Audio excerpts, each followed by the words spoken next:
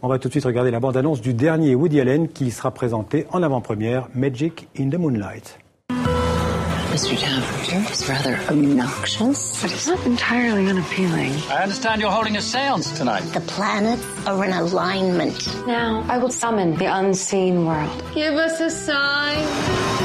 The more I watch her, the more I'm stunned. Could she be real?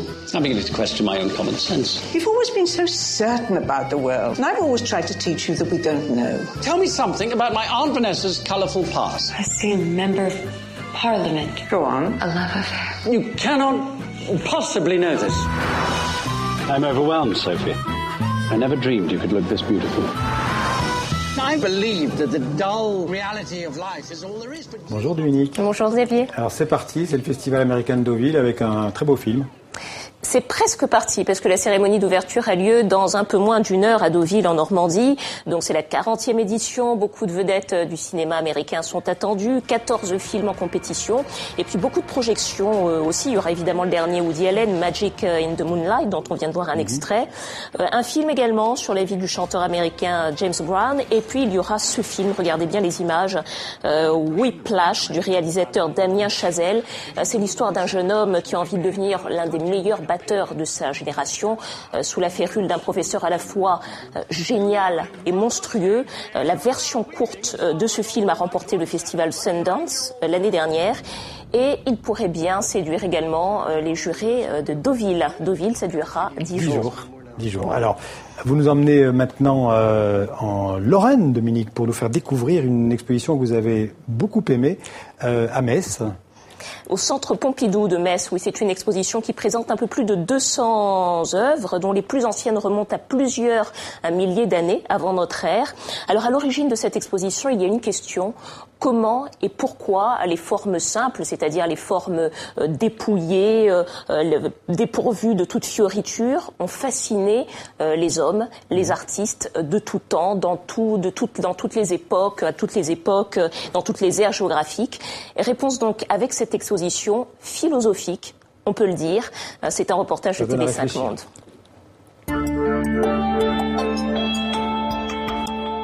Ces formes simples nous fascinent et ont fasciné les artistes modernes parce qu'en fait ce sont des formes qui existent par elles-mêmes et dans lesquelles suggérer une énergie à l'œuvre.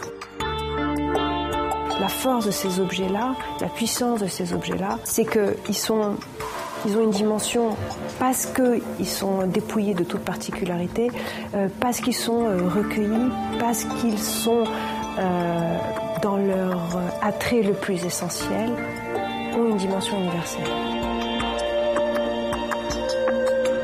Nous avons une salle qui est consacrée aux silhouettes humaines et dans laquelle est présenté en majesté un des grands chefs-d'œuvre du Louvre, qui est la tête de Kéros. C'est une tête cycladique qui date de plus de 2000 ans avant Jésus-Christ. Cette tête de Kéros va tout de suite interpeller les artistes, aussi bien Matisse, Brancusi, Modigliani ou même encore Picasso, qui vont s'intéresser à ce vocabulaire formel et qui vont essayer de traduire à leur tour dans leur propre œuvre cette capacité de réduire à un geste, à une forme très simple, un objet. On comprend comment cette respiration, comment ce mouvement, ce souffle qui émane de la matière, de l'océan ou d'une matière inerte détermine une forme extérieure. C'est la raison aussi pour laquelle on a une salle qui est consacrée au souffle, comment le souffle détermine une forme extérieure. Tous les objets qui sont présentés ici, on sent que la forme extérieure gît à partir d'une matière. Et c'est cette idée d'énergie, ce flux qui nous a interpellés et qui nous a conduits à choisir chacun des objets présents dans l'exposition.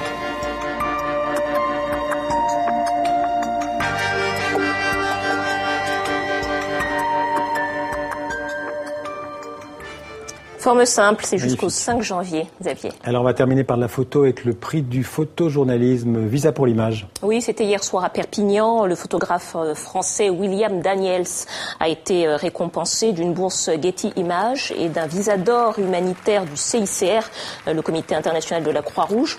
Une récompense pour son travail sur la guerre en République centrafricaine. D'ailleurs, à cette occasion, il a rendu hommage à sa consoeur Camille Lepage, la française, vous savez, qui avait été assassinée dans ce pays le 12 mai dernier. On l'écoute.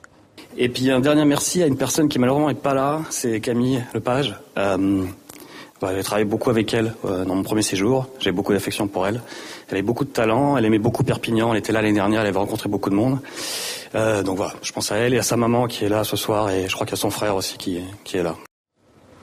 Merci Dominique, à demain. À demain.